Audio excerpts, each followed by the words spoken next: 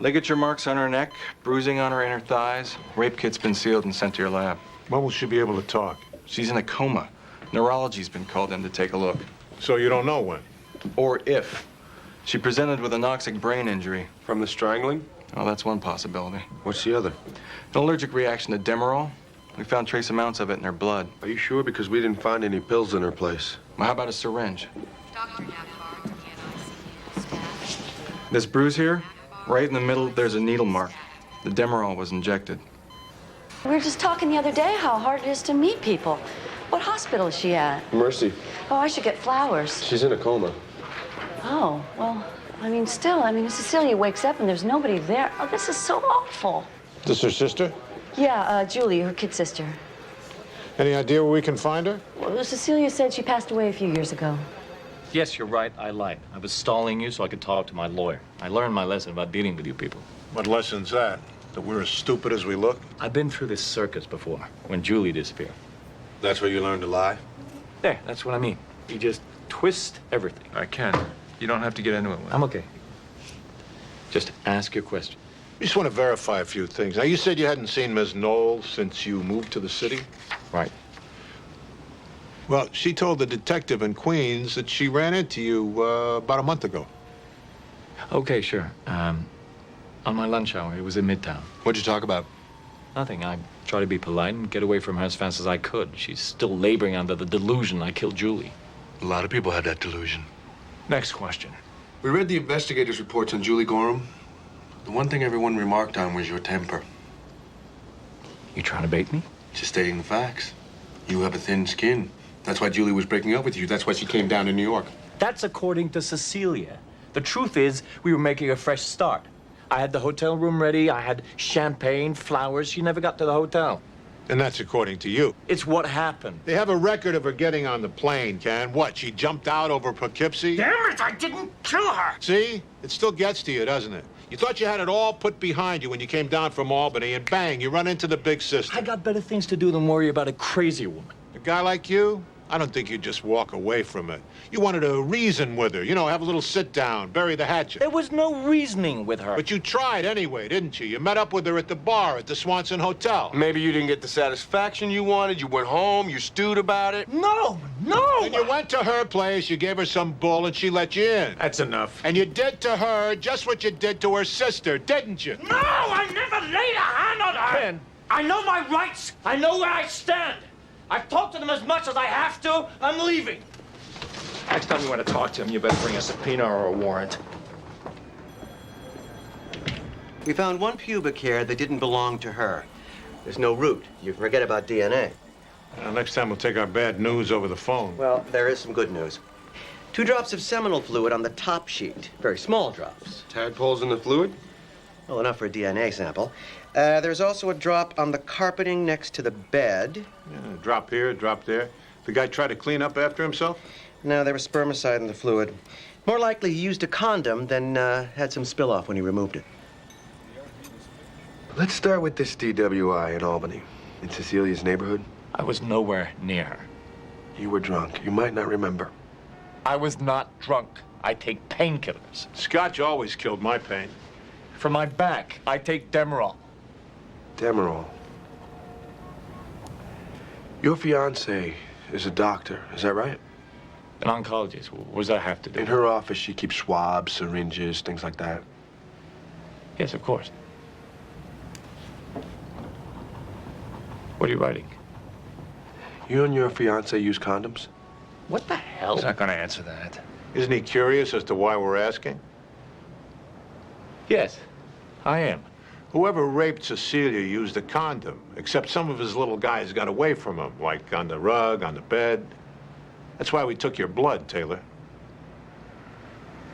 That doesn't concern me one bit. We're giving you the straight dope. Let's move on. Sorry to interrupt. We have the blood test results, Mr. Taylor. Your DNA matches what we found at the scene. Boo! You should have been a little more careful when you took off your party hat. It's not possible. OJ or no OJ, DNA don't lie, my man. Would you like to make a statement at this time, Mr. Taylor? It is not possible. I'll take that as a no. Mr. Garnett, I've notified the DA's office. We're ready to take your client over for arraignment. This can't be happening. Charles, do something! Yeah, Counselor, why don't you click your heels 3 times and say there's no place like home? The bartender at the Swanson told us you're there at least 3 nights a week. Ms. Knowles was there the night she was attacked. The night after you saw Ken Taylor. I don't know, Ken. Oh, I bet he remembers you. We put you in a lineup, even blindfolded, he'd pick you out. So the way to go here is nice and easy. Okay. We go that way. What kind of charges? Don't cooperate and you'll find out.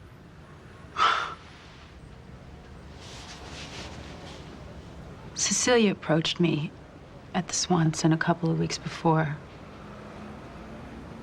I wasn't the first girl that she talked to. She told me that this guy, Taylor, had been bothering her and that she wanted to get something on him. She knew he called the escorts. She said she'd pay me to find out which service. Is this something you've done before? No. But I know girls who've done it. For wives, girlfriends. I called some bookers I knew. I got the information Cecilia wanted, and then she offered me more money to arrange to meet him. And to get a semen sample? Yeah. I made sure he used a condom, and I gave it to her the next day. Did she say what she was gonna do with it? She told me Taylor killed her sister. She said she was gonna make him pay for it.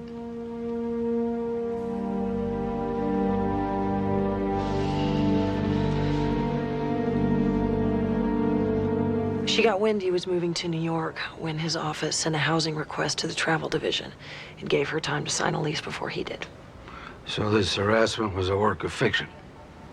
Along with everything else. One of her co-workers at the travel agency takes Demerol. The only thing she didn't count on was the allergic reaction. We told Mr. Taylor? We told his lawyer. Well, you got an innocent man that confessed to a crime he didn't commit. Maybe this job's getting too easy for you. I know.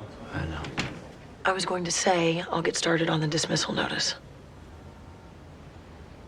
A man so self-absorbed, so arrogant. It never occurred to me he might be innocent. Or that Cecilia Knowles might be so desperate. After the girl was hurt, he said he called Mrs. Gaines to tell her that the girl was in trouble and, well, he wanted to take her to the hospital. The lady told him no. The lady told him they would all go to jail if anyone found out. Nick was scared. He did what she said. Nick didn't want the girl to die. That tore him up. She told him not to go to the hospital. It's depraved indifference, murder too. It'll be perjury, Jack. Mrs. Capetti had no idea Karen Gaines was involved until we told her. We can't confirm or deny her testimony. I'm happy to take it at face value. You practically put the words in her mouth. Now, Karen Gaines killed her son. She has every reason to lie. And she's very good at it. I'm sure it's not the first time she's had to lie for her son. I can't believe I'm hearing this. Claire, I want 2 things. Justice for the dead and respect from the living. Mrs. Gaines has to answer for what she did. At any cost? You're talking about suborning perjury. Just between you and me and the lamppost, I have no intention of putting Mrs. Capetti on the stand. All I want to do is survive a motion to dismiss. As it is, unless we put the fear of God into Karen Gaines, she's going to walk. Have Curtis and Briscoe pick her up. The people's latest murder charge rests solely on the testimony of Mrs. Capetti. It's double hearsay, Your Honor, and therefore inadmissible. I admire your stamina, Mr. McCoy, but let me get this straight. You want Mrs. Capetti to tell us what her son told her the defendant told him? I'd rather Nick Capetti told us himself. But the defendant made him unavailable by shooting him in the back. Even if he was here, his testimony would still be hearsay. Statements against penal interest, exception to hearsay. Even though Mrs. Gaines knew her daughter was dying, she told Mr. Capetti not to seek medical help. According to Mrs. Capetti, and there's not a shred of evidence to support her statement. Can we even prove the call was made? I don't have to. I have a pile of evidence on my desk to show that the defendant set in motion a reckless and callous chain of events. Letting her daughter die was just the final depraved act. Now, I've heard enough. I'm going to let a jury decide if Mrs. Capetti is telling the truth. The hearsay exception applies. Her statements are admissible. Motion to dismiss is denied. My client is prepared to plead to custodial interference, period. Any felony. I hurt myself more shaving. You're swinging without a net on murder, too. You think your star witness, Mrs. Capetti, will hold up on cross? When the jury hears how your client paid a convicted rapist to kidnap her own daughter, they'll believe her capable of anything. He never called me. How can you think for a minute that I would let my own child die? What kind of mother do you think I am? You don't know what I did for her. For 10 years, I stayed in a nightmare marriage just so she could have a real home. I fought for custody for her, but he had more money, more lawyers. He turned me into an addict and then used it against me. That bastard! He stole her away from me. He told her lies about me. He made her afraid of me. I loved her. But you hated your husband more.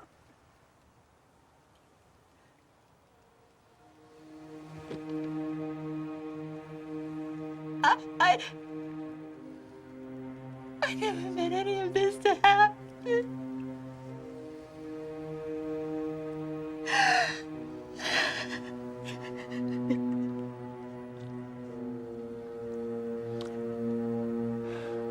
At most, her conduct was reckless. Man 2, tack on another year to the time she's already serving. Man 1, she does 6 years and not one day of it in a halfway house.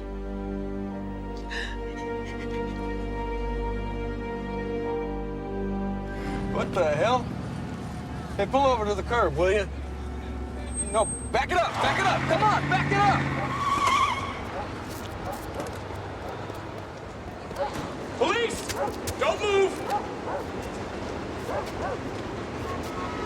Raise your hands and turn around slowly.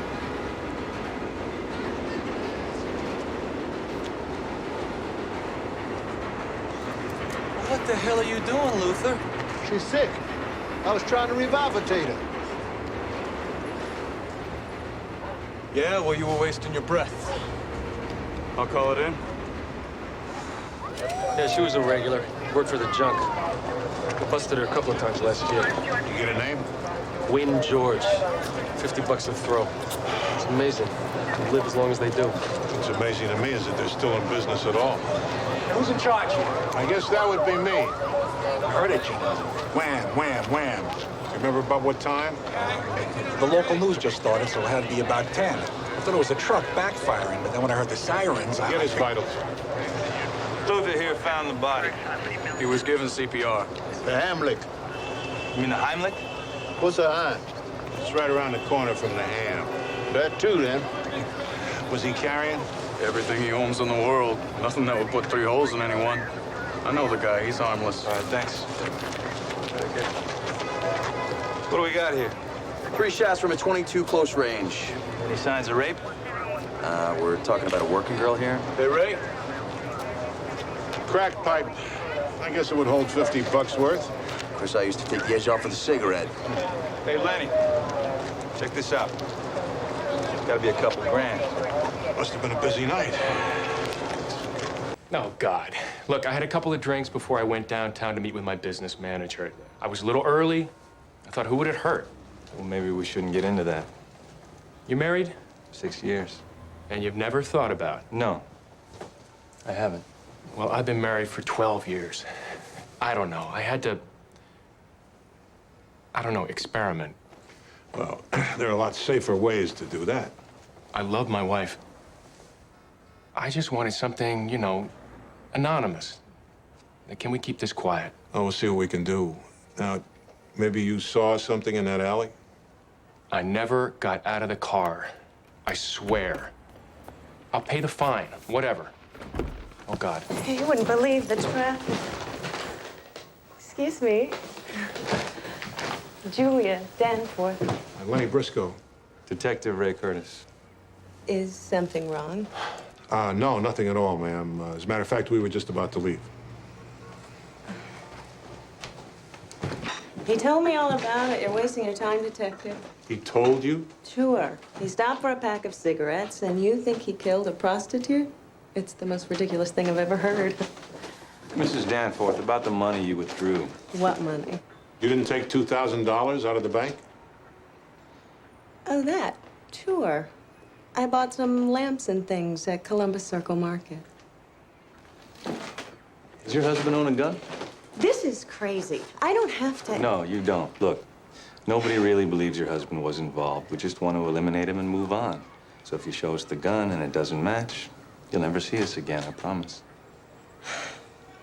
It should be in the storage closet. You mind? I don't even know if the gun works. Mark and his father used to shoot targets together.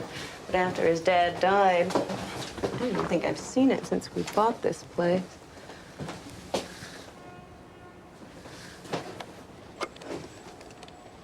I could have sworn. He must have stored it someplace else. Dr. Mark Danforth? You're kidding. I know him. He's a prominent plastic surgeon. You know him? You mean those aren't real? My friend had a nose job. So, a neighbor heard the gunshots around 10.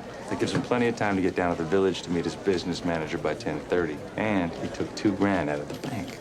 Did he say why? He denies it. Says it was the wife. And she backs him up, but I'm sure she's covering. The ATM didn't have a camera? He used a machine at the local market. Ah, smart. What about the murder weapon? He owns a gun, but he misplaced it.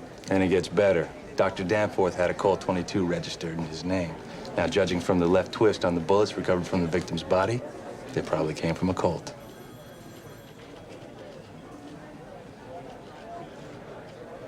Pick him up. The doctor is in consultation. The doctor's in trouble. Oh, come on. When is this gonna stop? It's just beginning, Doc. Dr. Mark Danforth, you're under arrest for the murder of Gwen George. Sorry, man. You have the right to remain silent. Anything you do say can. I don't get it, Jack. Why all the secrecy? We just have a few questions. You already won the case. You had me schlep up. It could be worth your while, Larry.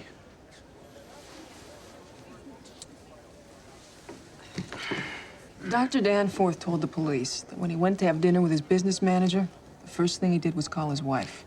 Do you know what she said to him? Nothing. He talked to the machine. She told him later that she went to the movies. That's interesting, because she told her partner she was at an estate auction. Then she told me she was home all night. Yeah, so where are you going with this?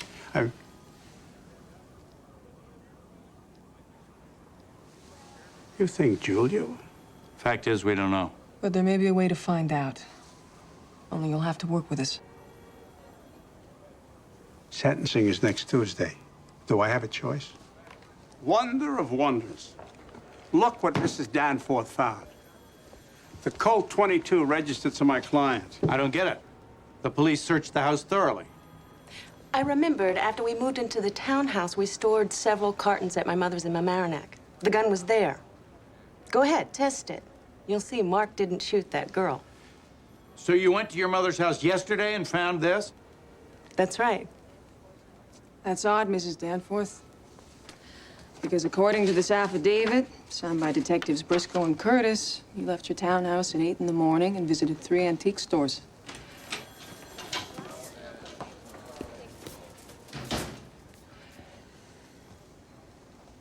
You then went to your office on Madison, where you stayed until you went home at 6 p.m. After that, you didn't leave until you came here this morning. What does it matter where I found it? Just test the ballistics. I don't think we have to, Mrs. Danforth. We both know this gun killed Gwen George. I'm telling you, Mark didn't. No, but you did. What the hell are you talking about? Your wife wasn't at the movies, Doctor. She was on West 47 at the same time you were. She used this gun to kill Gwen George and to frame you. The money, the phone calls, everything. That is crap. Come on! Did you kill Gwen George, Doctor? Of course not. Well, the ballistics on this gun are gonna match. Now, if you didn't do it, who else could have?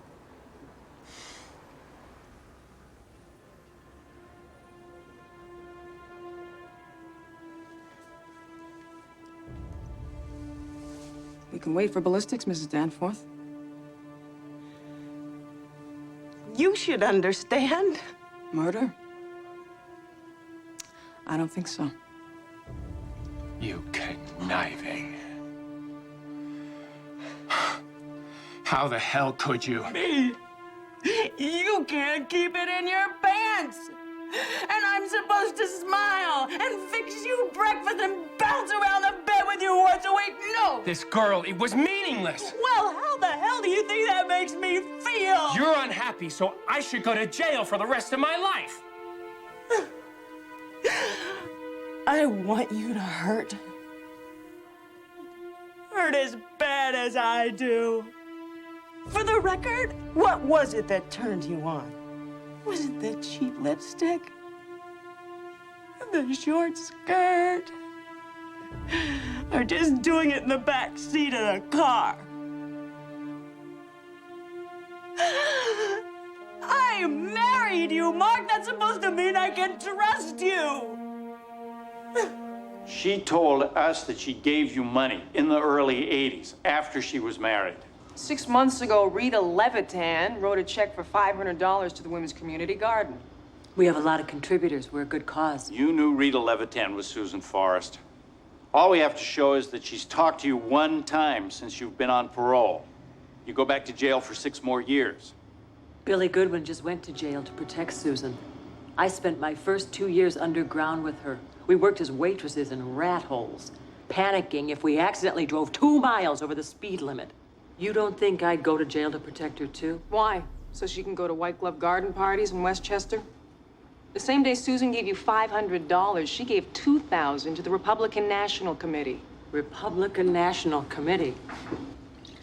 Pretty good cover for a radical on the run, don't you think? What makes you think it's cover? Her checkbook reads like a who's who of conservative causes. Stuart Levitan has her involved in his politics now. Have you ever been a fugitive, Mr. McCoy? You do what you have to do. We can revoke her parole, but she's loyal.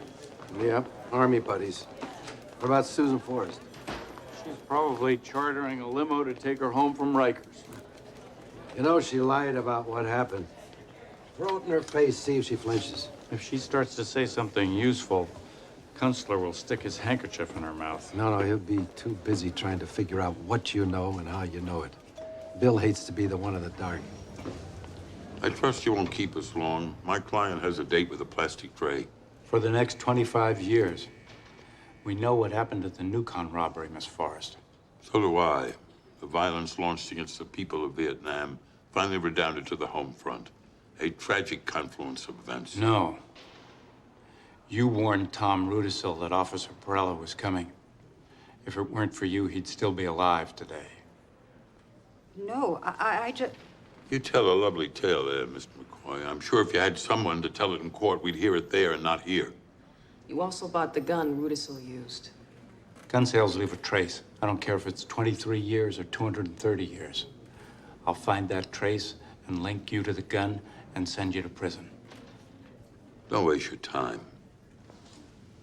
Tell them. He can't be prosecuted. It was Billy Goodwin.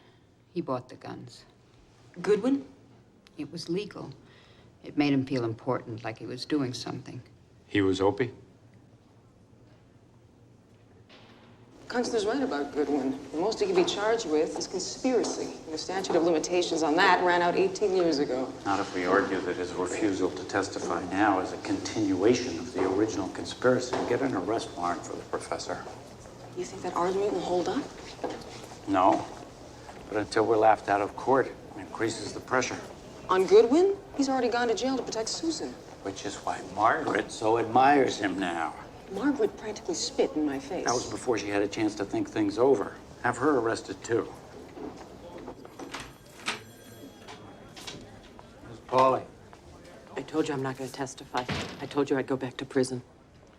We can still pretend this never happened. Let's go. Have you seen tomorrow's paper? Did I make the front page? Susan did.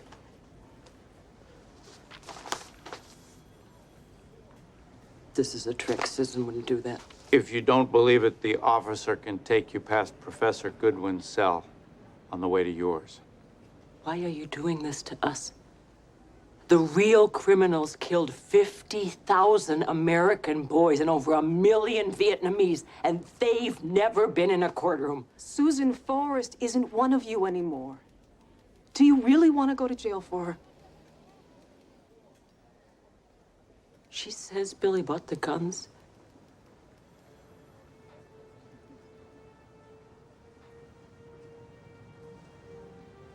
If he got within 10 miles of a gun store, it was only because he wanted to be near Susan. He loved her.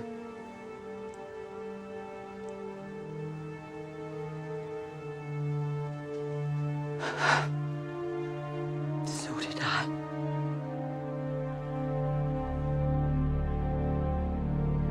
Where was Susan Forrest during the robbery?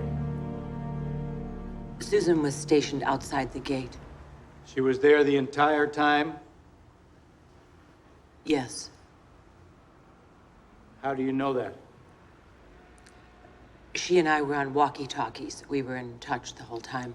Did Tom Rudisill have any warning that Officer Perella was approaching? Yes. I honked the horn. How did you know to do that? Susan saw him. And what did she tell you? She said he was coming. What were her exact words?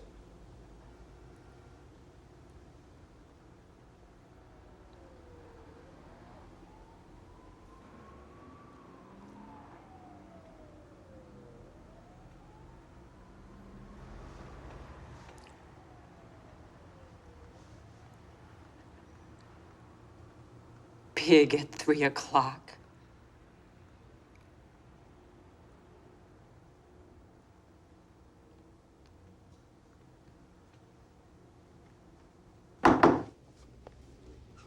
Counselor wants to meet as soon as possible. Yeah. He wants to accept the plea bargain you offered before the trial. It's off the table. Isn't it? How much time in prison does the Den Mother of the Year require to be rehabilitated? The policeman she shot could have been your father. She didn't shoot anybody. What she said to Margaret? We knew she was there when we made the original offer. How much more guilty does her choice of language make her? It impressed the jury.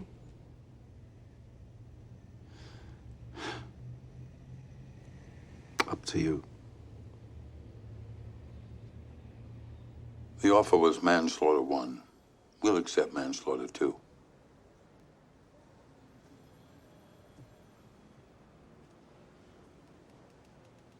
Mr. McCoy,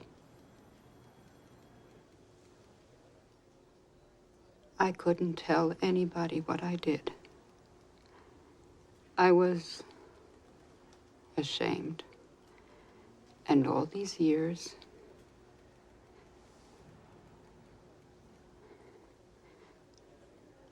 I am so sorry.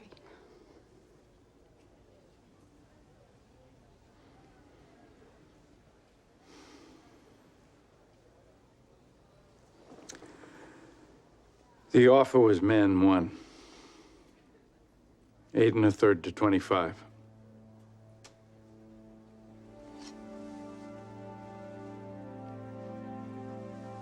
Deal.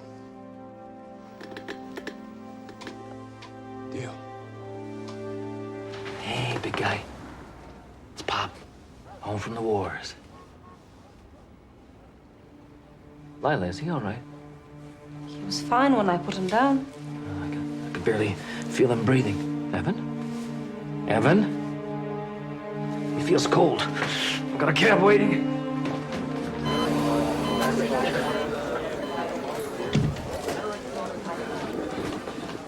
Doctor, what's happening with my baby? I'm sorry, sir. We're still working on him. It'll be just a few minutes. Can I be in there with him? He knows me. He's not conscious. Just give me a minute.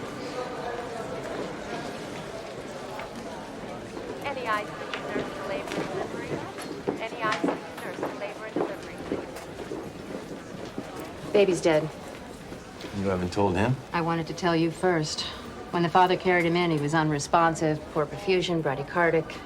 We intubated and found heavy secretions in his mouth. His pupils were pinpoint, 1 millimeter. Poison. And it wasn't from getting into the cleaning supplies? He's too young to crawl. He didn't go to the poison came to him. And now I get to tell that man his child is dead. And we get to ask him who did it. Evan just had a checkup on Monday. The pediatrician said he was fine. 75th percentile in height and weight. I'm very sorry, Mr. Carmel. But we have to ask you about what your baby ate today. I don't know. I was in Boston. What the hell did he eat, Lila? Just what he eats every day. You're the babysitter, Miss Crenshaw? Au pair, I live in, like... Warren? Wendy? Warren, where is he? What? Where is he? I want to see him. He died. No. No, I want to see him. Ray. I want to see my baby. Miss Crenshaw, what did Evan eat today? Mrs. Carmel gave him a bottle in the morning and some strained fruit. A bottle of what? And what kind of fruit? A formula, Matrolac, plums, baby's best. He won't eat the other brands. I gave him another bottle later on and the rest of the jar of plums right before his nap. The jar was just sitting around? In the refrigerator. The cap was on tight and the button popped in the morning. I saw Mrs. Carmel open it. How did Evan seem when you placed him in the crib? Fine. I had the monitor on. Didn't hear anything unusual. This is so awful. Do you have any idea what happened to Evan? Was it the food? Or something in the food? He might have been poisoned. Who would poison an infant? It's crazy. Well, what do you think? Was anybody acting crazy around him?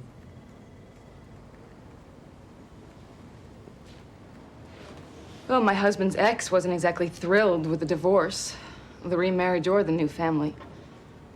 I was thrown aside like a sack of garbage after 24 years. I was a little upset.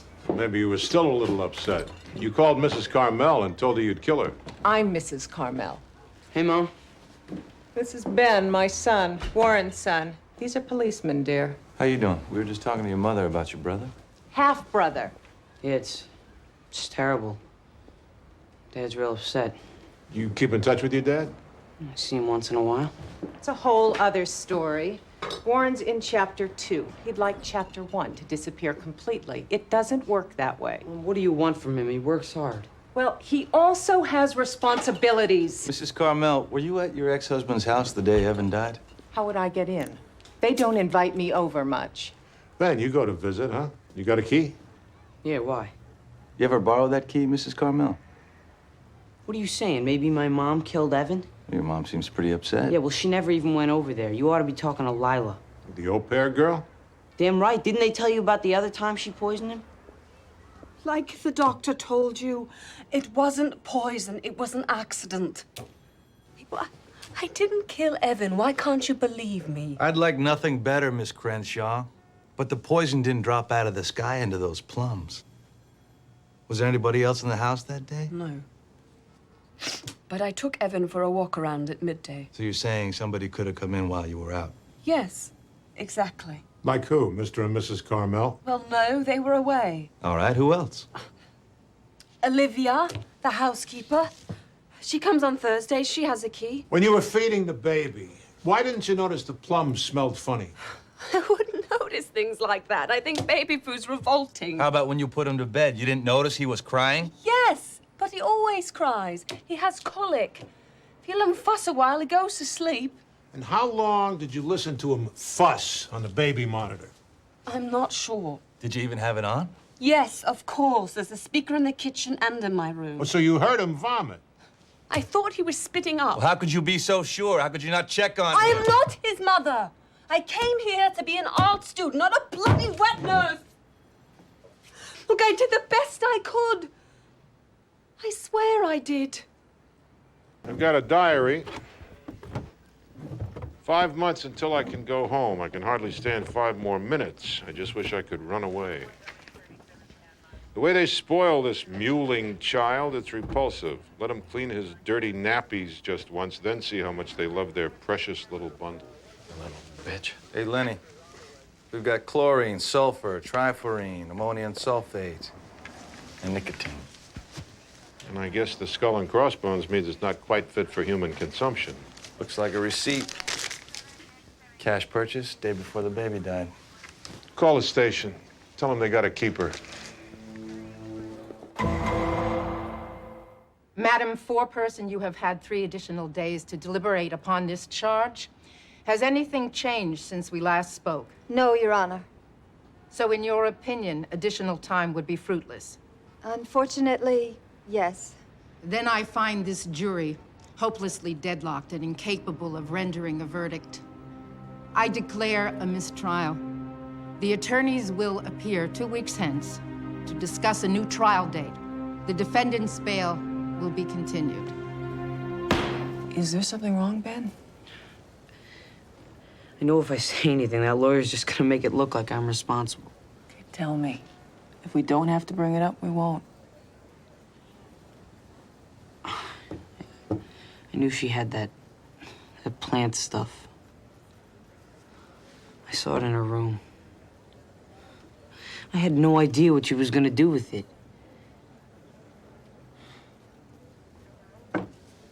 When, if ever, did you see Miss Crenshaw use pesticide on her plants? I never saw her actually use it, but I did see it in her room. Thank you. No more questions. You owe me.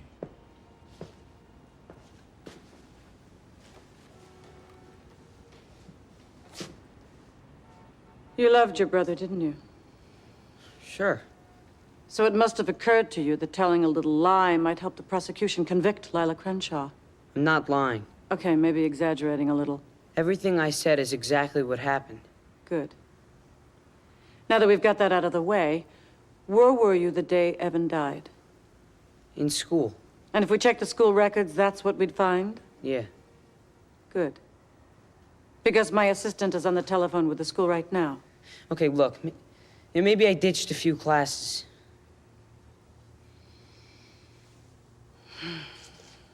And do you have a key to your dad's house? What's going on? Please answer the question. Yeah. And were you in the house the day Evan died? No! Let's review, okay? We've already established that you're telling the truth. We've also established that the last time you were in the house was... A week before. Yes. That's right. But here's the confusing part. You saw the damn pesticide.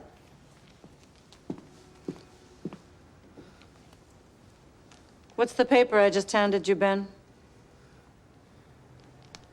Looks like a receipt for the pesticide. And when is it dated? March 31st. The day before your brother died. Let's probe further, shall we? When you ditched school, where did you go? Met game.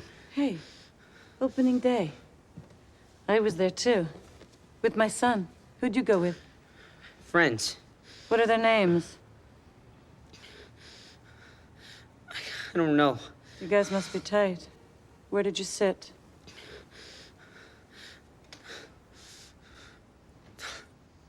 Sorry.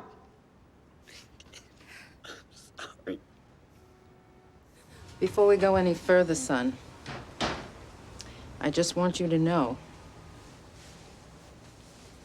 you are entitled to speak with a lawyer. What's a lawyer gonna do? You weren't at the game, were you? You went to your dad's house. We were supposed to go to the game. We went every year. You killed Evan because your dad forgot? Because he forgot everything. The Germans just moved into Poland, and things became very difficult. Difficult? For the Jews. My father owned a small trucking company. He came to work one day to find all his trucks burned and the windows of our garage broken. Unfortunately, most of the Poles didn't need much encouragement to hate us. That night, Grimaldi showed up. And he talked to your father? He told my father that Jews are being killed in Germany. It's just a matter of time for all of us. Then he showed my father a picture of women and children in a ditch, shot. Then he offered to sell my father insurance. Of course, he bought. And you're sure this was Pietro Grimaldi? My father made us memorize Grimaldi's name, and he told us where to go if something should happen. And what happened to your family, Mr. Ratzenauer? Hitler happened. And when it was over, I could only find my sister. She was very sick.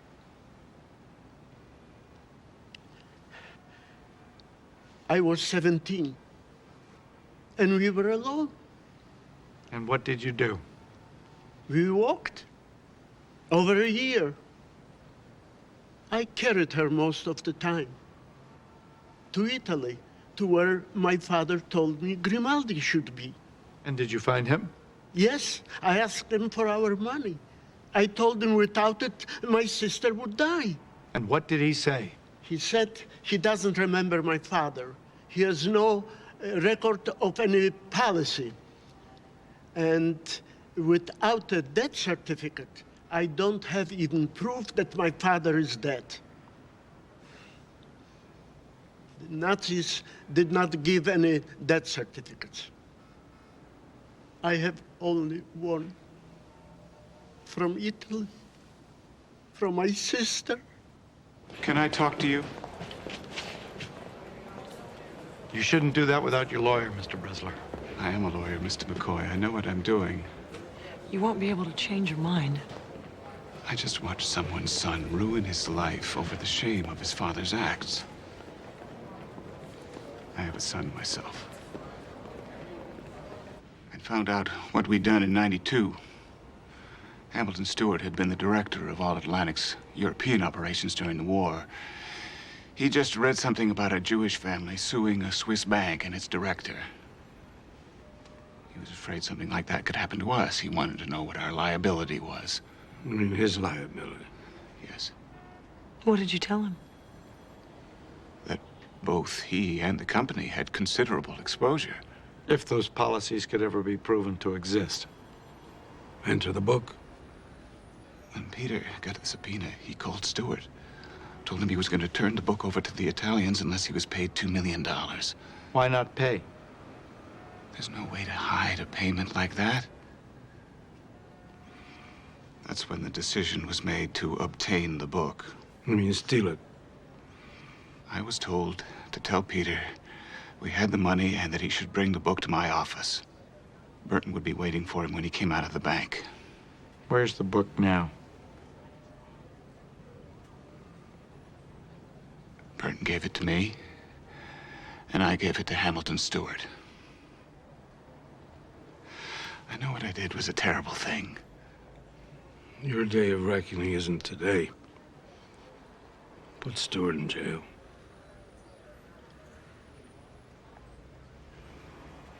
At no time did I ever order anyone to participate in a robbery. Nor did I ever try to purchase any book. And the testimony we heard from Alan Bressler that you did Complete fabrication. So you also deny any effort by you or your company to prevent Holocaust victims from collecting on their legitimate insurance policy? Of course I do. Our hearts go out to any victim of war. But All Atlantic is a publicly traded company. And as such, it has an obligation to its shareholders. I simply can't turn it into a charity when it suits us. Thank you, sir.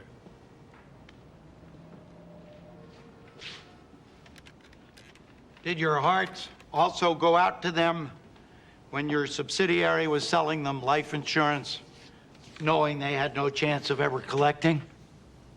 That was never done. Wasn't it? In 1932, Federale Insurance was writing about $1 million a year in life insurance. By 1942, that number increased 10 times over.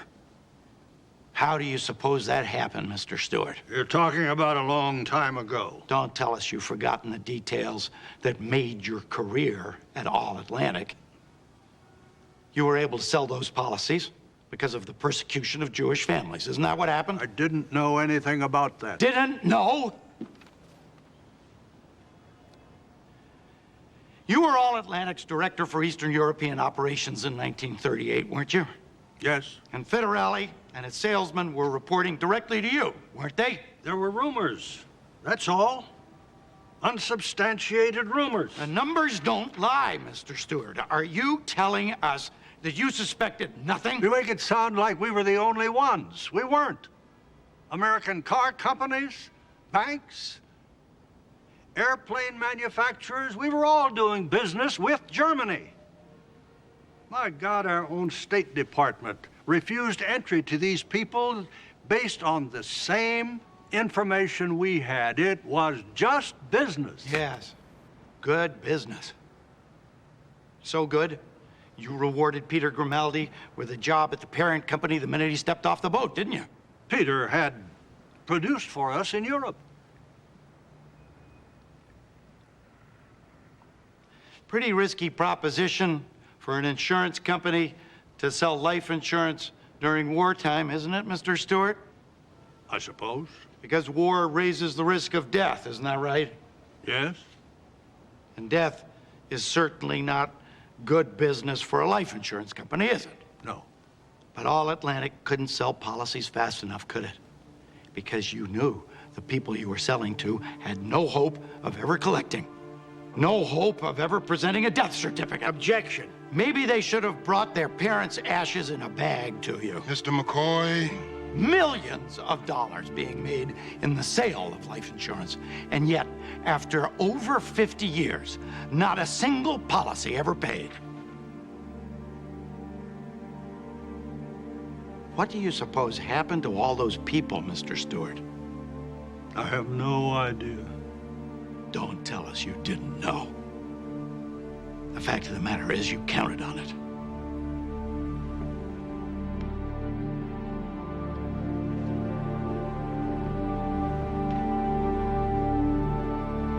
We had a storybook life. David was a doctor, a surgeon. He put Wendy on a horse when she was 8 years old. Every year, she won her age group. She had lots of friends. She liked school. Well, sorry to say it, Mrs. Berman, but kids don't usually run away from perfection.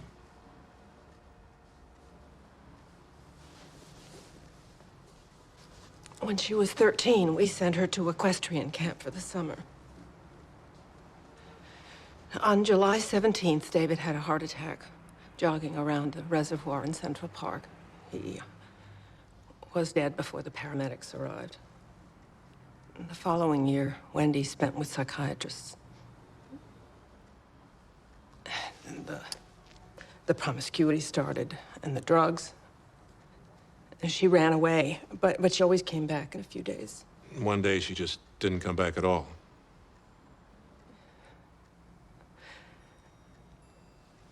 Last year, I got a letter. She said she was all right, but something terrible would happen if I tried to contact her. If we could see that letter. I'd like it back if that's okay. And the fifth angel sounded the trumpet, and I saw a star fall from heaven upon the earth. And there was given to him the key of the bottomless pit. Shrinks did a hell of a job. What is it, she joined a convent? Get this. Return address 476, Avenue bearing the initial of our Lord into the new kingdom. Great. This time of day, it's going to take us an hour to get downtown. Since when do you have a road map to heaven? I don't, but I've been up and down Avenue C. C for Christ.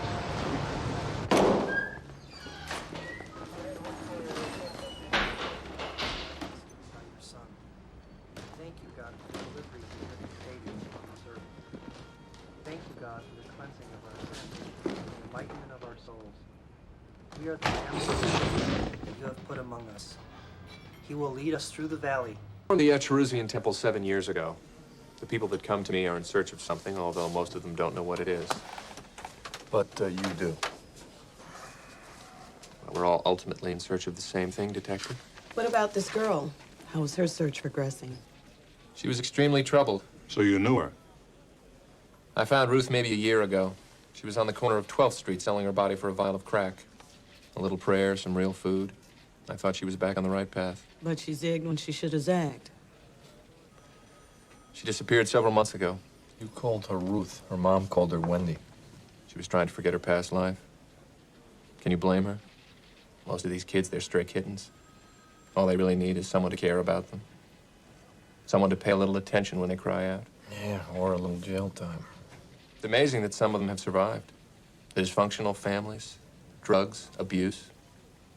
I won't lie to you, we don't always succeed. But more often than not, I think we're able to turn their lives around. Daniel Hendricks was young, charismatic, knew the scriptures backwards and forward. By himself, he expanded our congregation by 50%. Sounds like a guy you'd want to keep around. He was also crazy, and became crazier when the membership chose me as their president. Did he ever threaten you? One Sunday, he stood on the pulpit screaming that we would all die in a lake of fire. Yeah, well, he's got his own pulpit now.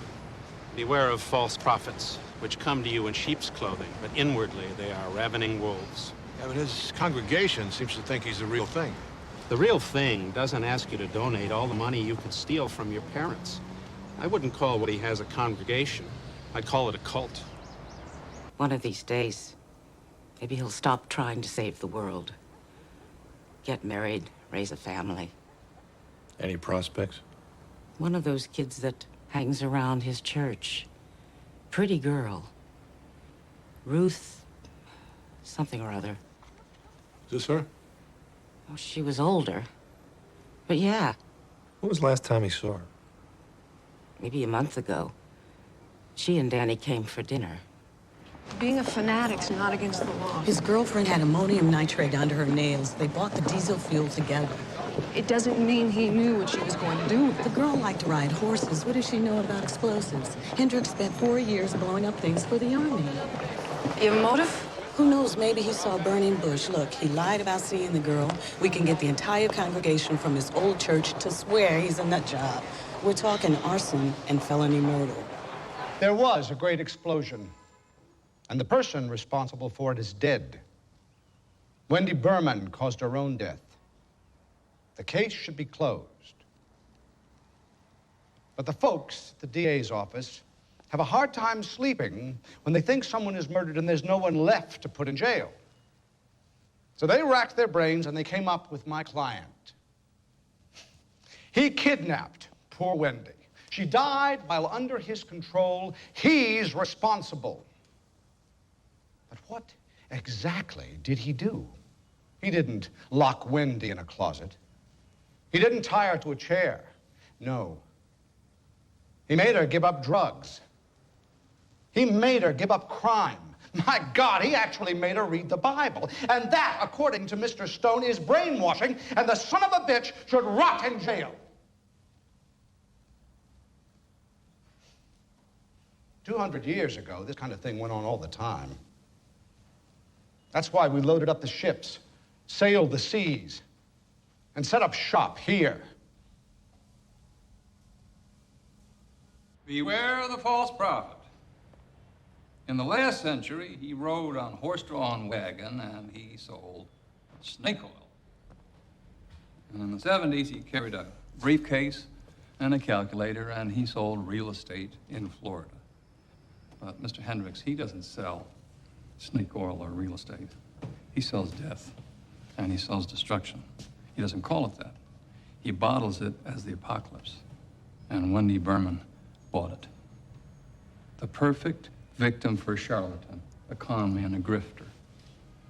And it's interesting that he chose to camouflage his scam in religion. That's the genius of it, see?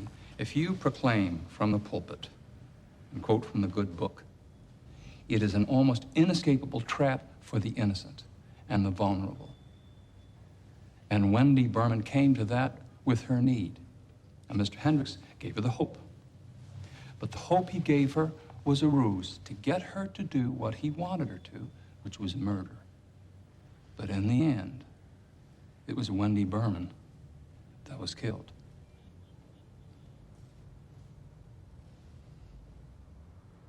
On the first count of the indictment, kidnapping in the first degree, how do you find? We find the defendant guilty. On the second count, murder in the second degree, how do you find? Guilty.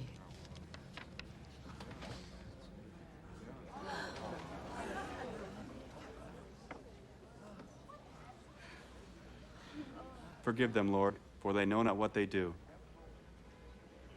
My dad. Did you find him? We called his office this morning. He didn't show up. My God. They killed him, too. Jenna, tell me, do you remember anything about last night? I was sleeping. The door to the house. Do you remember if it was locked? I came home from the Red Onion around 11 o'clock. I'm sure I locked it. Why would anyone do this to us? We found a jewelry box on the floor in the hall closet. It was empty. My mother's jewelry.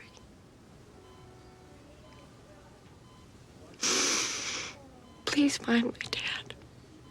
You have to find him. Next month would have been 18 years. I can't believe this. Billy. He was only 10. Please, I've got to go see Jenna. We understand, Mr. Weber. We just need to ask you a few questions first. We found an empty jewelry box in your closet floor. That's right. It was Joyce's. 2 necklaces and a bracelet. How long you been drinking, Mr. Weber? Excuse me? Your eyes, the hands. Many's the morning I've had a head like that. Look, it's not like I'm a drunk or anything. I just got carried away last night. All night? Oh, God. Look, all I know is I woke up in some diner on 3rd Avenue near the Parthenon. And before that? I started at Cabrini's after work. And then some bar on 2nd Avenue near 76th. And then I had to pick last night.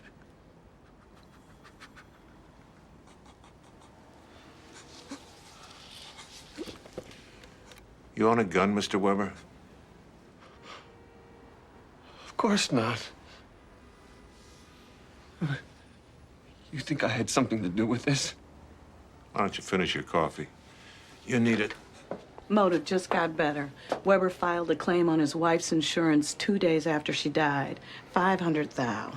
If it was about the insurance money, he wouldn't have gone after the kids. He was desperate. Who knows what was going through his head? It's all circumstantial. I need something a little more tangible. Circumstantial's good enough for a search.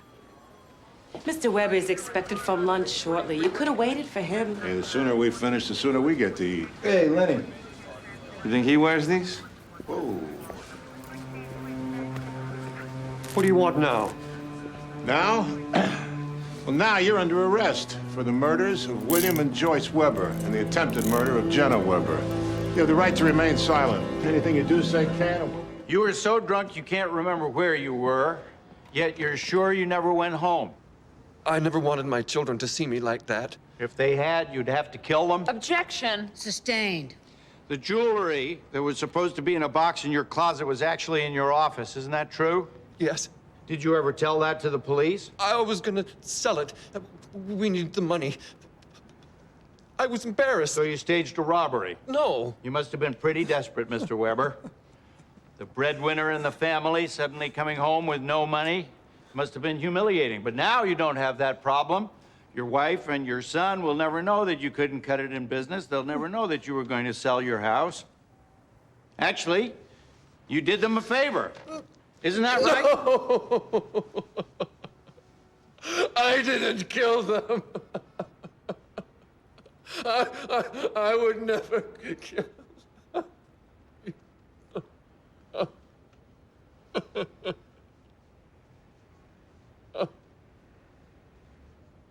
Damn, Jack. Even I felt sorry for him. But now you see him as a murderer, right?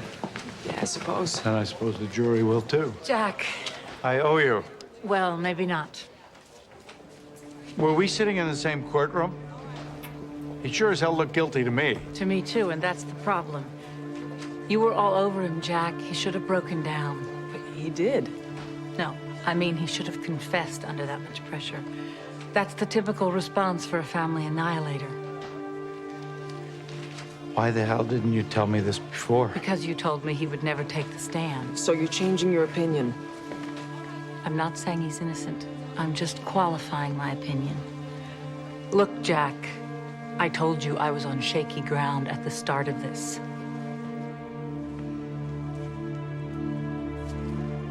Chester Manning is not the most upstanding citizen I've come across. Add that to Olivet's new position, makes you wonder.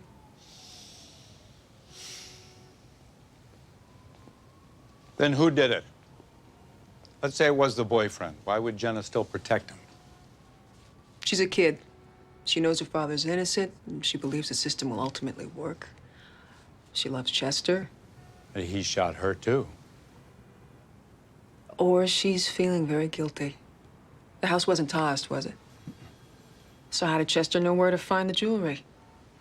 You're saying Jenna told him? Why not? And when the jewelry wasn't there, he went crazy. She feels responsible for the deaths of her mother and her brother. She can't bring herself to admit it.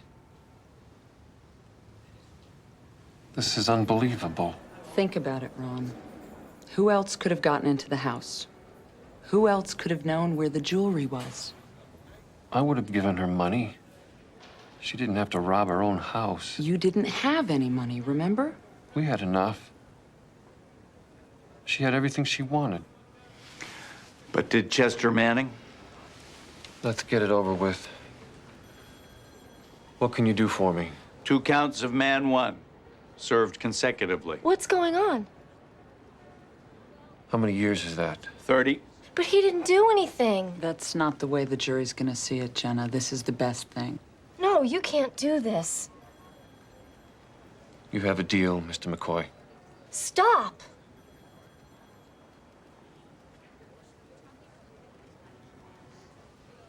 If you know something, Jenna, you better tell us now. Okay, fine. Let's wrap this up. No, wait.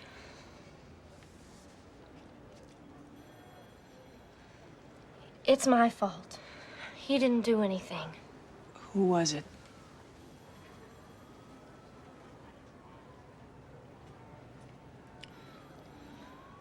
I told him where my mother hid her jewelry. Who? Chester. Okay, and then what happened? He got mad when it wasn't there. He was stoned out of his head. I didn't know he was gonna shoot everyone. Okay, we got what we wanted, Jack. The deal's still in place. Jenna serves no time. What's going on? It's okay. Chester used you. It's not your fault. You'll have my motion to dismiss first thing in the morning. Thanks, Claire.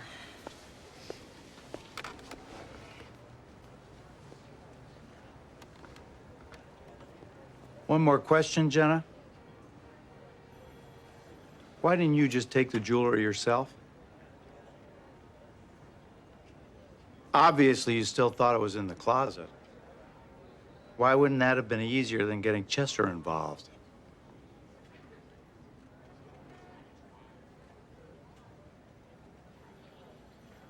Please answer my question, Miss Weber.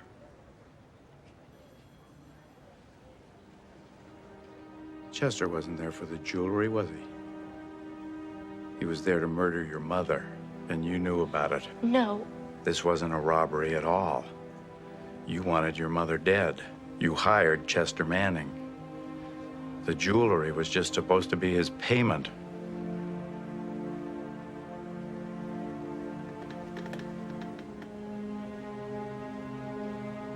The police have already picked up your boyfriend. I have a feeling he's not the type to stick his neck out for you.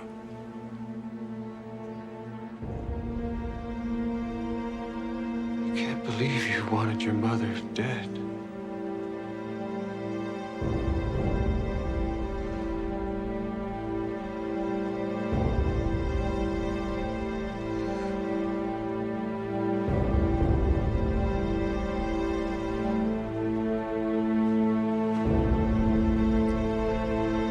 Peterson just dreams up these coins he supposedly owns?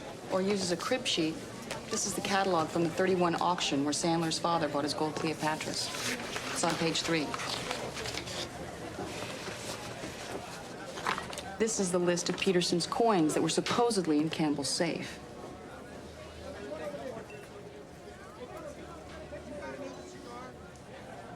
I thought we were finished, Jack. The charge was dropped. Dropped by us. Yeah? We can bring it again. Why?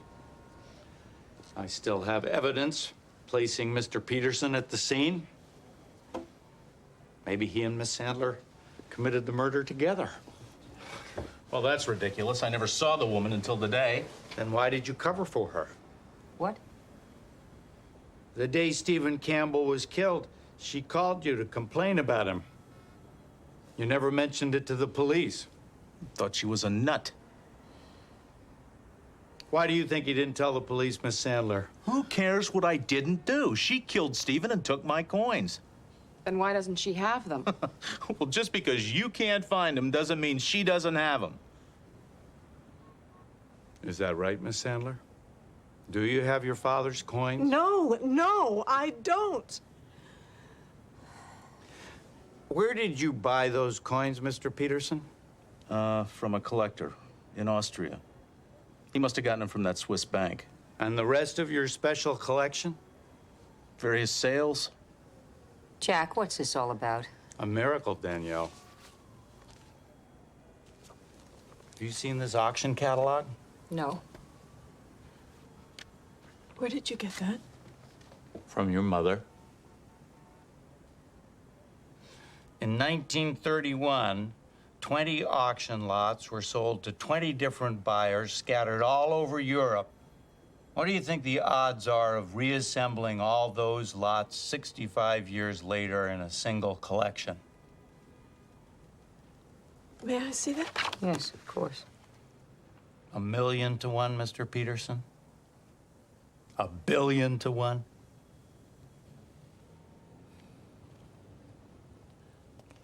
He said he had all of these coins? This is his insurance inventory. Thank you. It was all a lie. You never had my father's coins. That would make you guilty of fraud, wouldn't it, Mr. Peterson? That's why Campbell wouldn't show them to me. He was lying for you. Oh, God. an old auction catalog. I found it at the library. Never meant for anyone to get hurt. You bastard!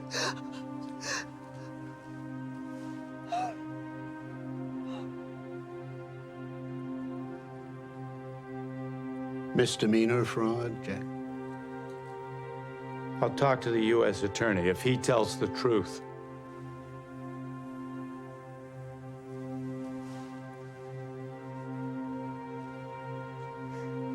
She was calling me, calling Stephen. We were afraid she'd raise a public stink and I'd be exposed. We were going to meet her that night and try to buy her off. When I got there, Stephen was dead. I didn't want you to find her. I didn't want to lose everything.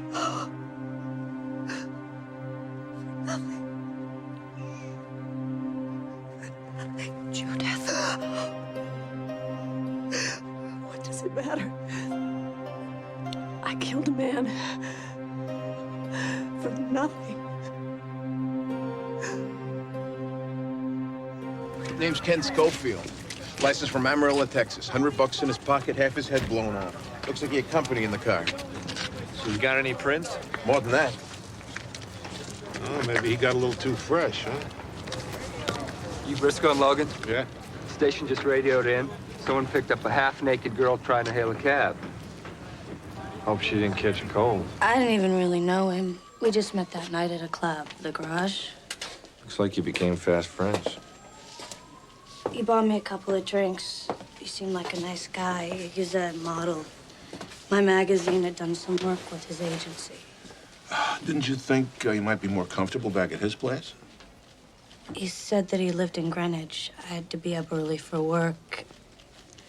I couldn't drive all the way to Connecticut. I have a roommate. We couldn't go there. We just wanted to see the sunrise. That sounds romantic. So, then what happened? He got a little too friendly? Wait, you don't think that I... No way. Why don't you just tell us what happened? We were in the car, and some lunatic was staring at us. So Ken told him to get the hell out of there. And the next thing I know, the guy pulls out a gun, and... All right.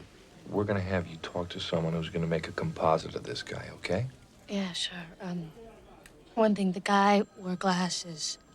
Thick glasses with black frames. Let me ask you something. Why didn't you call the police? I never thought that...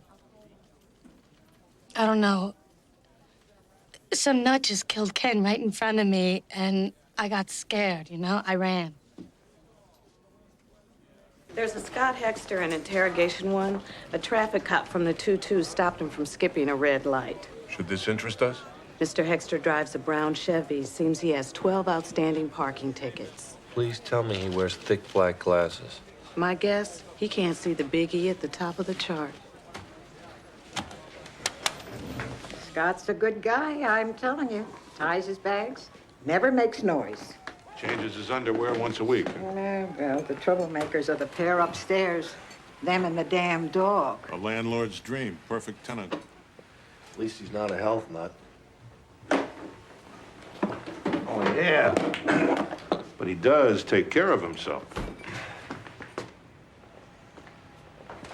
That's a 22. Schofield was shot with a 44. Well, maybe he uses this one for practice.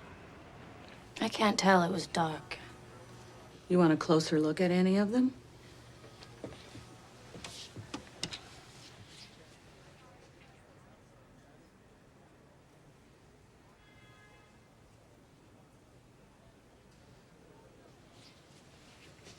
Number 2. Number 2, step forward. How about number 4? Number 4, step forward.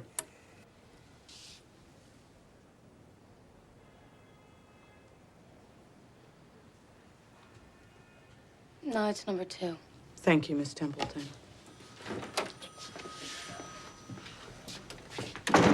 Goose eggs, counselor. You're forgetting Mr. Santana. Maybe. Even if my client was in his deli last week, boosting your cholesterol isn't a crime. He had a gun. It was licensed. Besides, it was the wrong caliber. You've got the wrong guy, fellas. There's still the 12 unpaid parking tickets. You're kidding, right? No wonder this city's going bankrupt. We'll be in touch. No witnesses, no weapon. We couldn't even get past a grand jury with this. Want to come out of there, Scotty? What now? I forget to pay my toll on the tri-bro? We don't give out tickets for shooting people, Scott. Would you put down the shears? Scott Hexter, you're under arrest for the murder of Ken Schofield. You have the right to remain silent. Anything you say can and will be used against you in court of law. Do you understand that? You have a right to an attorney. My God, Scott. Don't worry, we'll water him once a day. At no cost. Can't his lawyer get through to him? His lawyer can't even turn off the tap. We were walking Hexter back to his cell, and he was still crying. Any chance he could be telling the truth? Hey, he knows where the door is. All he has to do is give us an alibi. This guy's a box of Fruit Loops. One minute he's pruning the flowers in the garden, the next minute he's playing with Daddy's guns in the bedroom. Just for drill, run down all the open files with similar MOs for the past year. Maybe we can tie some of those to Mr. Hexter. Richard Gill, 24, body found in Corona, shot with a .38. Assailant unknown. Yeah, Scotty shoots a .44. Maybe the gun was in the shop. Here, Tercel Johnson, 18, found in his car near Highbridge Park. Popped twice in the head with a .357. What, Scotty comes to Harlem? I'll mark it as a possible. We got shootings with various calibers. In the car, out of the car, uptown, downtown. But nothing that matches Hexter's preferred mode of self-expression. Know why that doesn't surprise me? Motor Vehicles sent this down. Report on a hit and run last night in Riverdale. Tan Chevys, same plate as Hexter's, 10 minutes after Schofield was killed. Is it possible he was in both places? Sure, with a pair of wings and a good tailwind. Otherwise, you need at least 15 minutes to get up to Riverdale. What are we saying here? The wrong man sitting in Rikers? Or somebody got the plate numbers mixed up on the hit and run. Look, the car was in Forest Park. He fits all the composites. He's got the glasses. What are the odds? He's got to be the shooter. Or the unluckiest man alive. I'm innocent, but no matter what I say, you're gonna get me.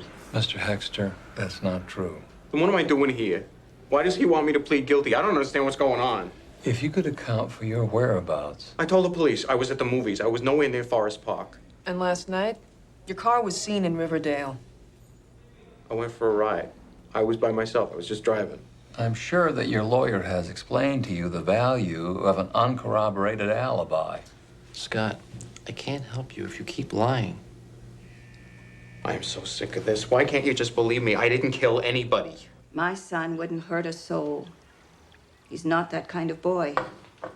The police say he was in the area when the Queen's boy was shot. They have his parking ticket. That wasn't Scotty. I got that ticket. It was his car. St. Mary's was having a food drive for the homeless.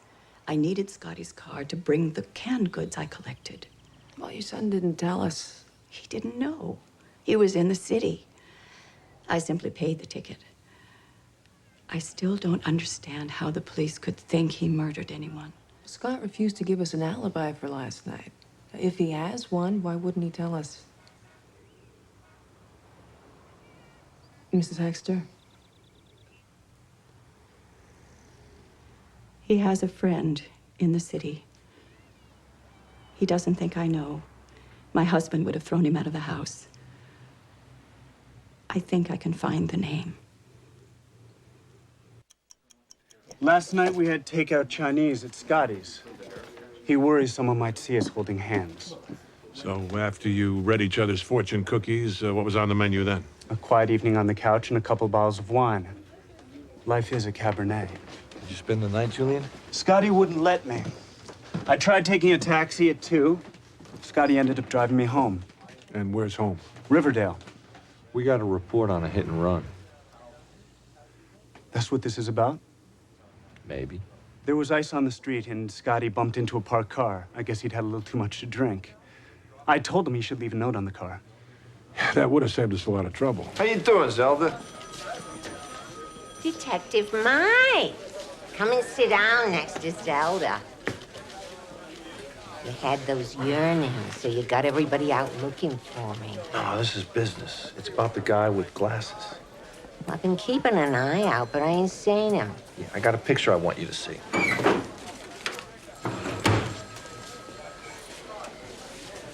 Who's this? Well, you tell us. He's not Mr. Peepers. He's too young. And the face is too chubby. This one looks like a mama's boy. I'll call Ben Stone. Ray, what happened to number 484-1935? Yeah, him. I got a couple of suits getting pissy out here. Okay. They got him at the infirmary, gentlemen. Through that door.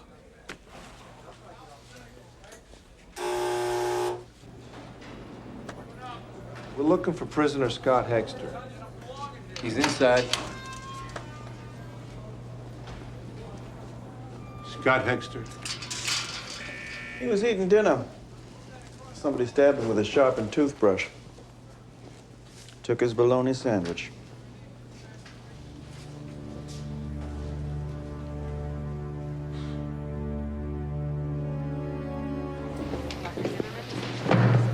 She'll call us in when she's ready. We're already paying $30 for a 50-minute hour. You just don't want to be here. How'd you figure that out? You're supposed to be doing this for yourself. What, so some shrink can tell me I'm a pig? I know I'm a pig, like most guys. Look, women want everything from one guy. Guys want one thing from a lot of women. It's human nature. You're right, we're wasting our time. Dr. Burke?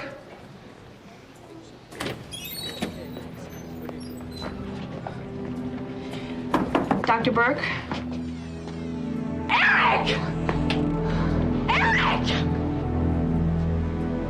She's got scratches on her arm, a bruise on her neck. She went a couple of rounds before she was counted out. What time was that? 8 to 12 hours ago. Single stab wound to the chest. We're still looking for the weapon. I don't see a purse. It's in the desk drawer, along with her wallet, $78 and a half dozen credit cards. Make sure she gets a rape kit. Right. Look at this. Love letters. Dear Molly, signed Gary, dated 16 years ago. Well, we look at their state of mind when they got married. If they lacked due discretion of judgment. Meaning what? Well, if they bride or groom had a screw loose or their fingers crossed when they said their I do's, it's ground for annulment. Dr. Burke was supposed to have read their minds 16 years back. Right. The Kilpatricks in happier times. Pretty hair, huh? Pretty fire red hair. Say hello to the blasphemous whore with the crown of fire. I had some concerns about the annulment evaluation. Concerns? Questions. Why? She was murdered Tuesday night in her office. You think I killed her? We're talking to everybody who had business with her. Where were you Tuesday night? Here. With my son, Billy. Any argument you had with Dr. Burke? No, it wasn't an argument. But you were upset about the annulment. I was upset at my husband. He wants the church to wave a wand and pretend our marriage never happened.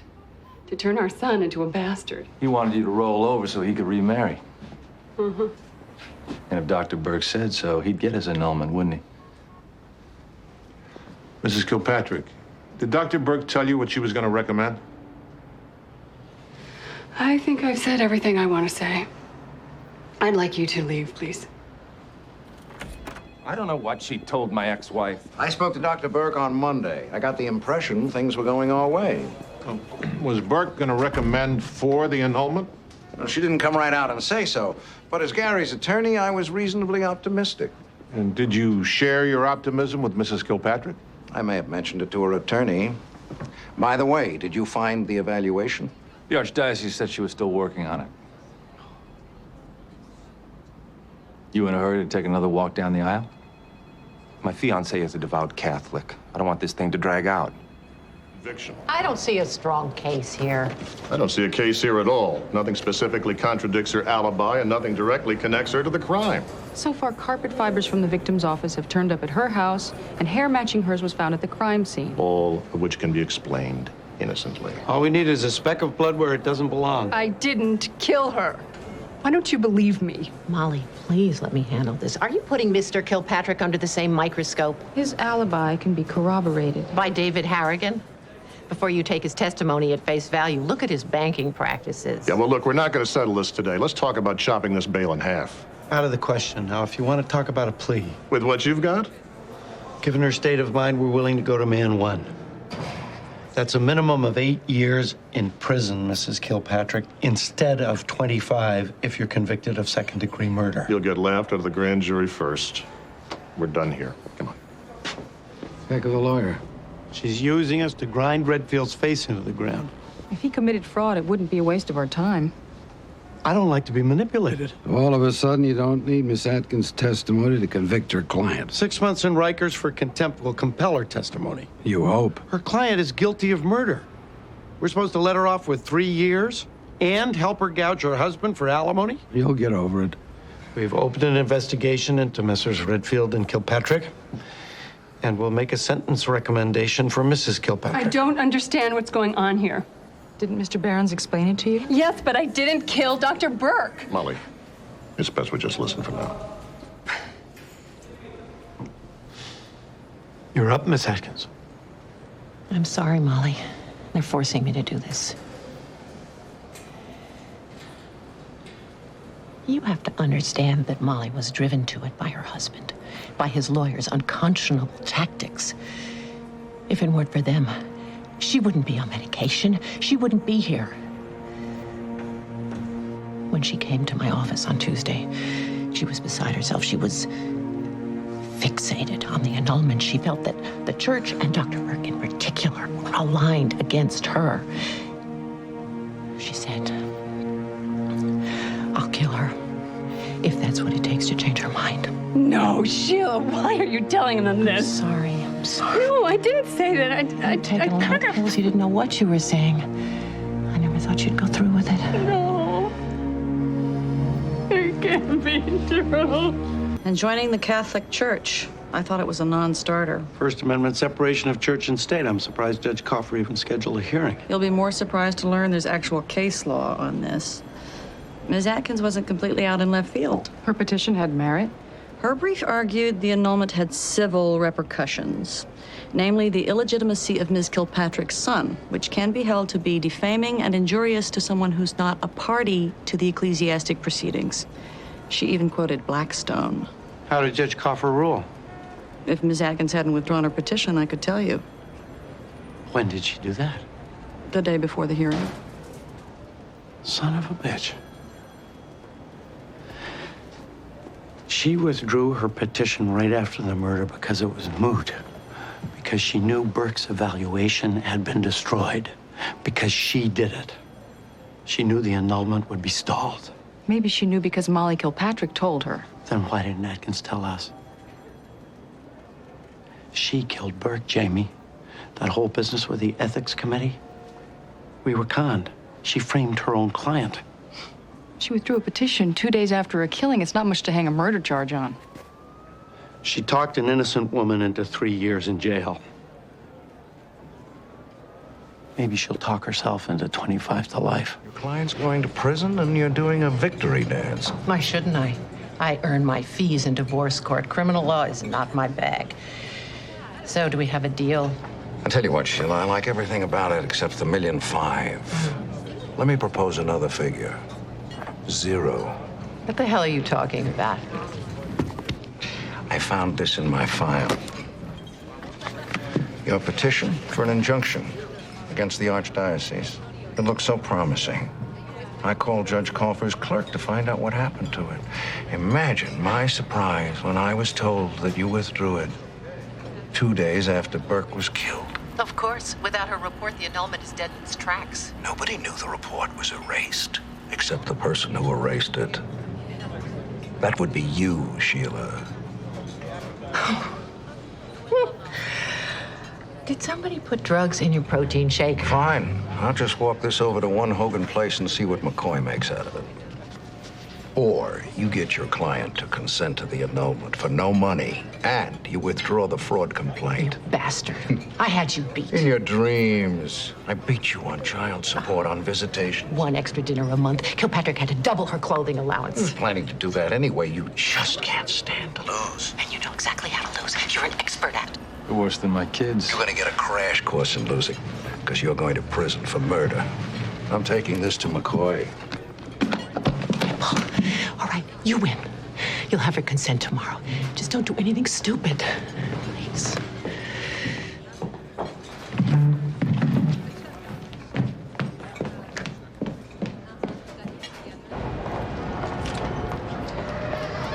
Miss Atkins?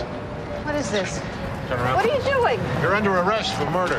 Better start making criminal law your bag, Ms. Atkins. You have the right to remain silent. Anything you say can't move. I practically begged Dr. Burke to reconsider her evaluation, even just to delay it for a few weeks, and she refused.